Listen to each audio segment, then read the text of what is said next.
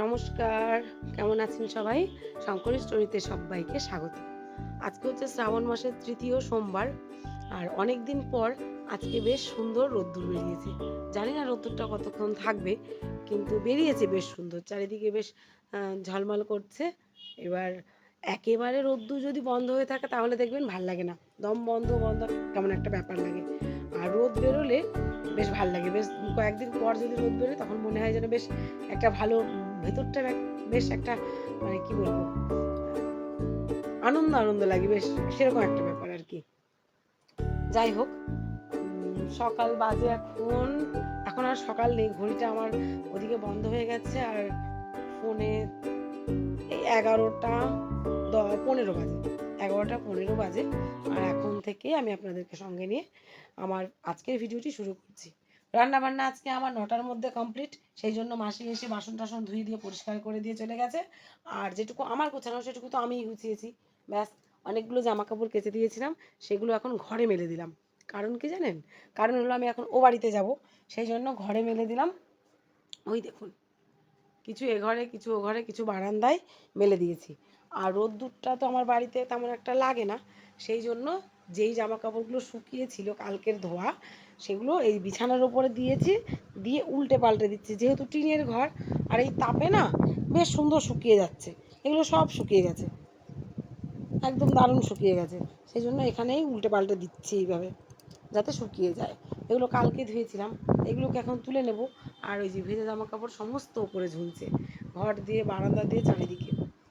যাই হোক, তাহলে এখন রেডি হব, রেডি হয়ে ও বাড়িতে যাব। এ বাড়িতে আসা মাত্রই মাসি কাজে লেগে গেছে। মাসি একটু চেষ্টা করছেন, একটু চেষ্টা করছেন ছাড়ানো ভালো। হ্যাঁ, কোনো অসুবিধা হয় না, মনে হয় যে হ্যাঁ পারবো না, দেখছেন, কোনো অসুবিধা হয় না। পটল আর কুমড়ো হয়েছে এখানে, আর ওখানে এখন ডাটা ওটা যে সব ডাঙায় ডাঙায়। আচ্ছা, নিয়ে আসি। লঙ্কার না গন্ধ বেরোচ্ছে জানো? হ্যাঁ, বেশ ধক আছে কিন্তু, দারুণ। এ ডাটাগুলো জলে দিতে হবে, বুঝলে? আমি মাসির পায়েসের ওখান থেকে একটু ঘুরে আসি। মাসির পায়েস কত দূর মাসি? ওদিকে যাবো, লেগে লেগে যাচ্ছে নাকি হয়েছে? না না, শব্দ হচ্ছে দেখে আমি তাই ভাবছি। নতুন করাই তো, ওই জন্য শব্দ হচ্ছে বেশি।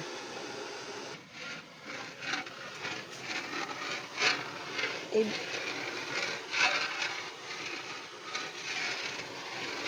কিন্তু রোদ্দুর লেগে গেল তো। তরকারিটা উনুনে মাসি বসিয়ে দিয়েছে।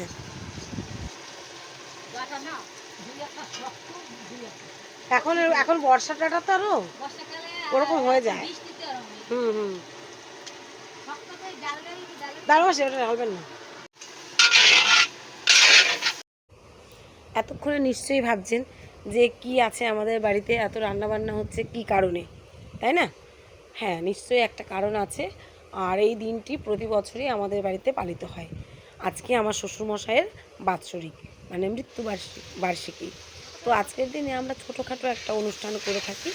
কারণ এই শ্রাবণ মাস তো এখন, আর এই শ্রাবণ মাসে বৃষ্টি তো হয়ই।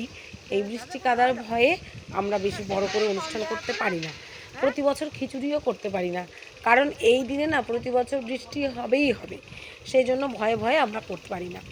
এবছরেও এখনও পর্যন্ত মেঘ হয়নি, রোদ্দুর আছে সুন্দর, মনে হচ্ছে যেন বৃষ্টি হবে না, কিন্তু মনে একটা ভয় রয়ে গেছে যে ঠিক বৃষ্টি কখনো না কখনো হবে। দেখা যাক কি হয়। মাসি এদিকে তরকারিটা নামিয়ে বসাচ্ছে এখন খিচুড়ি। মাসি এদিকে রান্নাবান্না করতে থাকো। আর তার জন্যই আমরা সকাল সকাল রান্নাবান্নার আয়োজনটা করে ফেলেছি, যাতে দিনের বেলাতেই রান্নাবান্না শেষ হয়ে যায়। মেঘ বৃষ্টি কখন চলে আসবে বলা তো যায় না, যেহেতু এখন বর্ষাকাল, হুট করে চলে আসবে কখন মেঘ বৃষ্টি। সেই জন্য তাড়াতাড়ি রান্নাবান্নাটা সেরে নেওয়া হচ্ছে, যাতে রান্না করে ঘরে তুলে ফেলা যায়। ঘরে রেখে দিলে তখন তো আর খেতে দিতে কোনো অসুবিধা হবে না। সেই জন্য রান্নাটা আগে আগে সেরে নেওয়া হচ্ছে দিন থাকতে থাকতে। আর মাসির যেহেতু এখন বয়স হয়ে গেছে, অন্ধকার হয়ে গেলে ভালো করে মানে পরিমাপ বা নিজের আন্দাজ এগুলো বুঝতে পারে না। সেই জন্য দিনে দিনে রান্নাবান্না সমস্ত কিছু হয়ে যাচ্ছে। রান্নাবান্না এদিকে কিন্তু হয়ে গেল। আর শাশুড়ি মা ননদরা এই মাত্র ঢুকেছে আমাদের বাড়িতে, সকাল থেকে ওনারা এসেই পারেনি, আসতেই বারে বারে বলছেন এই মাত্র এসে, এই যে উনি বসেছেন শাশুড়ি মা আমার বর পঞ্চায়েত থেকে এসে খেতে বসেছে। হলুদ শাড়ি পরা এটা হলো আমার বড় জায়ের বোন, দিদিরও এই একটাই বোন আছে। আর এই লাল শাড়ি পরা এটা আমার বড় ননদ, সঙ্গে তো নাতিবাবুকে তো আপনারা সকলেই চেনেন, অনেকবার দেখেছেন। তো ওর একটু শরীর খারাপ করেছে বলে দিদি কোলে নিয়ে ওকে একটু নাচাচ্ছে, মানে ঘুম পাড়ানোর চেষ্টা করছে। এই যে লাল শাড়ি পরা ছাপা এটি আমার ছোট ননদ, আর ওটা তো বললাম ওটা জায়ের বোন। আর এই পাশে চেয়ারে বসে আছে ওটা হচ্ছে জায়ের ভগ্নিপতি। আর বারান্দায় পটেতে বসে আছে ওটা আমার ভাসুর। এখানে আমার বড় যা ওই মাসিকে একটু হেল্প করছে খুন্তি নাড়ানাড়ি করে, কারণ মাসি একটু জল খেতে গেছে, তাই দিদি একটু নেড়ে দিচ্ছে। এই যে ভালো করে মুখটা দেখাচ্ছে এখন, ওটা বড় ননদ। আর এই পটেতে বসে আছে ছোট ননদ। এখানে বসে আছে মাসি খিচুড়ি চাপিয়ে দিয়ে এখানে বসে একটু বিশ্রাম নিচ্ছে। আর ওই যে বউটা, ও হচ্ছে আমাদের সবজিপাতি সমস্ত কিছু গোছগাছ করাতে সাহায্য করেছে। ও হচ্ছে আমাদের প্রতিবেশী, আর আমরা ওকে সম্পর্কে বিয়ান বলে রাখি। ও আমাদের বেয়ান বলে, আমিও ওদের বেয়ান বলি। আর দিদি তো বাসনপত্র ধুয়েই নিয়েছে, দেখতেই পেলেন। এখানে এখন সন্ধে হয়ে গেছে, আমাদের অনুষ্ঠানের আয়োজন শুরু হয়ে গেছে। এই আয়োজনগুলো দিদি করে, এখানে কি লাগবে না লাগবে এগুলো দিদি ভালো বোঝে, সেই জন্য দিদিই করে। আমরা আর এই সমস্তগুলো করি না, কারণ আমরা তো অত ভালো বুঝি না। আর প্রতি বছরই যেহেতু দিদি করে, দিদিই ভালো বোঝে। আর হরিবাসরের দলের সঙ্গেও দিদি থাকে, সেই জন্য দিদি ভালো করে বোঝেন। আর আমার ভাসুরের একটা হরিবাসরের টিমও আছে। এবার সবাই মিলে এই যে এসে গেছে, বসেও পড়েছেন সবাই। এখানে বেশ কয়েকজন বসে পড়েছেন, সবাই এখনও আসেননি, তো কয়েকজন বাকি আছে। আর আমাদের ঘরটা তো ছোট, সেই জন্য যতজনকে ঘরের মধ্যে ধরছে তারা ঘরে বসবেন, আর বাকিরা সবাই বারান্দাতে বসবেন। হারমোনিয়ামে যিনি আছেন উনি হলেন আমার ভাসুর। আর এই যে এখন আমাদের অনুষ্ঠান শুরু, তো চলুন একটু কীর্তন শুনতে থাকুন।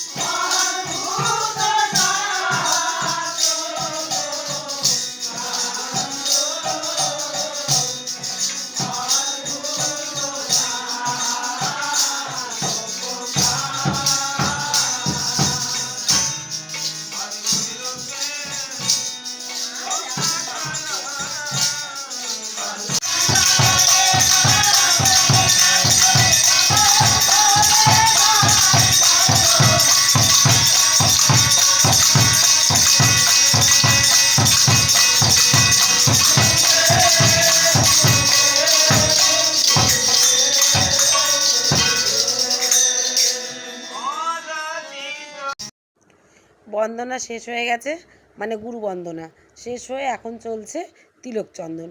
তিলক চন্দনের সঙ্গে কিন্তু মালাও দেয়, তবে এখন মালা কেউ পরতে চায় না, প্রত্যেকেরই অ্যালার্জির সমস্যা, সেই জন্য মালাটাকে বন্ধ করে দেওয়া হয়েছে, শুধু তিলক চন্দনই করা হচ্ছে। যাকে করছেন উনি আমার শাশুড়ি মা, আর যে করছেন আমার যা। তিলক চন্দনের পর্ব এখন চলছে, এরপরে সবাই বসে একটু চাটা খেয়ে নেবে, দিয়ে তারপর আবার গান বাজনা শুরু হবে।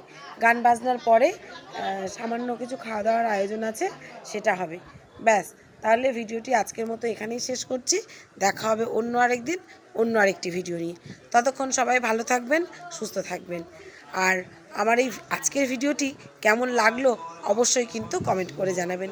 যদি ভালো লাগে তাহলে একটা লাইক করে দেবেন। রোজকারের মতোই বলবো, সবাই ভালো থাকবেন, সুস্থ থাকবেন। আজকের মতো আসি, দেখা হবে।